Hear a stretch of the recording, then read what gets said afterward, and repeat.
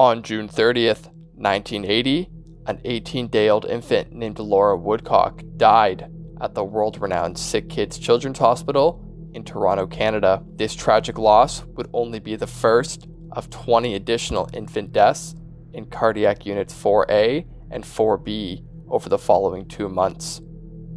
By September of 1980, a concerned group of cardiologists and nurses working on the afflicted wards quietly began an internal investigation into the cause of the unprecedented rise in infant mortality over such a short period of time. However, the committee was concerned with the impact that accusations of foul play would have on staff morale, limiting the investigation to a small group of in-house staff. Ultimately, the committee concluded that the deaths were the result of natural causes.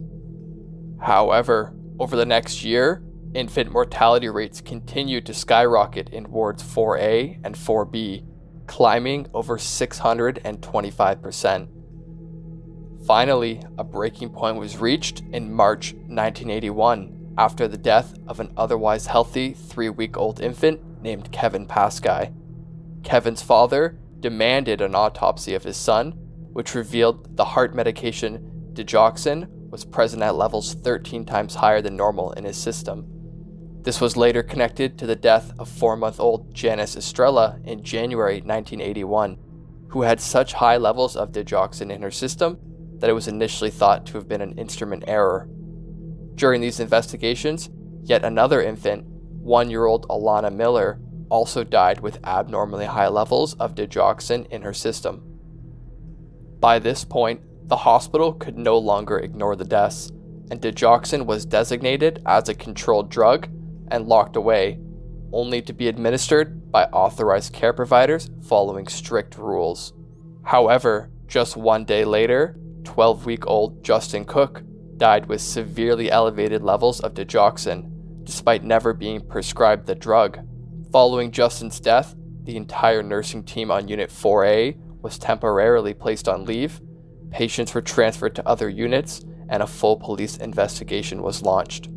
Police focused in on nurse Susan Nels as their primary suspect, as she had been the sole care provider for Justin Cook, as well as a member of the care team for Alana Miller and Kevin Pascai. She was subsequently arrested on charges for first-degree murder. During her preliminary court hearing, it was found that she was not on duty during the death of Janice Estrella, which led to the entire case being dropped.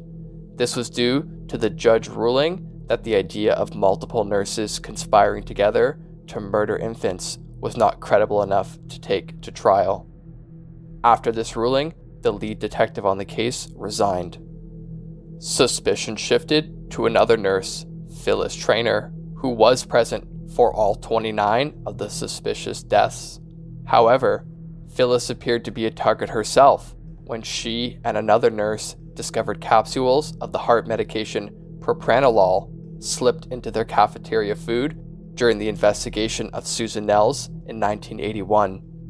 Phyllis was questioned, but never formally charged in relation to the deaths. To date, the exact cause of these infant deaths remain inconclusive.